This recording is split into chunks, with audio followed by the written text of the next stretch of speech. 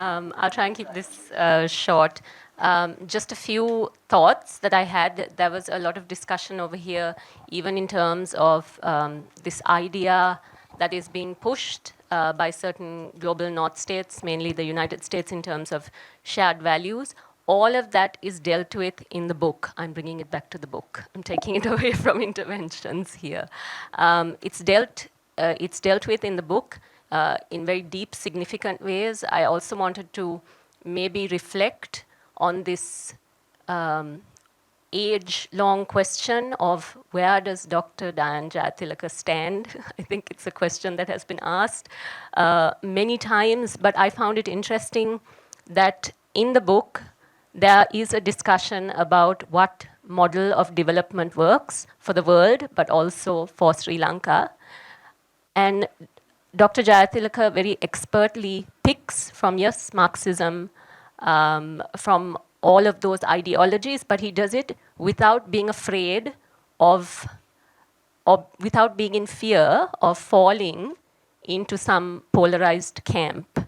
He picks it expertly, he takes what is necessary, and I think that's something to learn from. I actually had put it down in terms of one of the things I could learn from this book, because I think as human beings, we're so hooked on polarization, right? Just the mention of the Rajapaksa name, I saw some of your faces cringe. There is this tendency, whether at the international level or at the local level, for us to get into camps.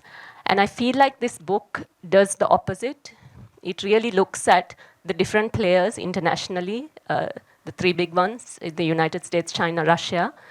It looks at the different areas of Sri Lankan politics, and it picks out lessons that we can learn from. It looks at the non-aligned movement. It talks about your question on Russia and Sri Lankan relations. It talks about all of these things. Why is it important? You know, you watch world news now. I teach a module, and there was a student who actually asked a question of what is non-aligned policy. And I felt like that was such a sad moment in Sri Lankan history because of the sort of ways the non-aligned movement kept us as the global south so connected. And it's because we are so small, you know.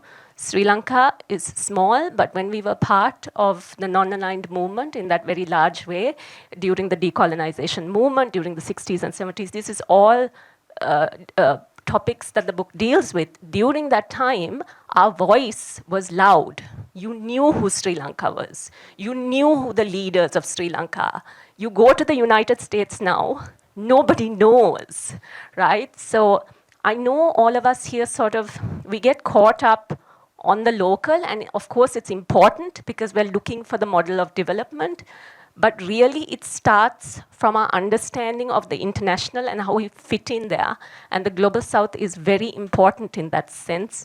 And this book gives you, if you will, I'll say it, a manifesto on lessons learned that you can draw from. And it's also very prophetic in nature.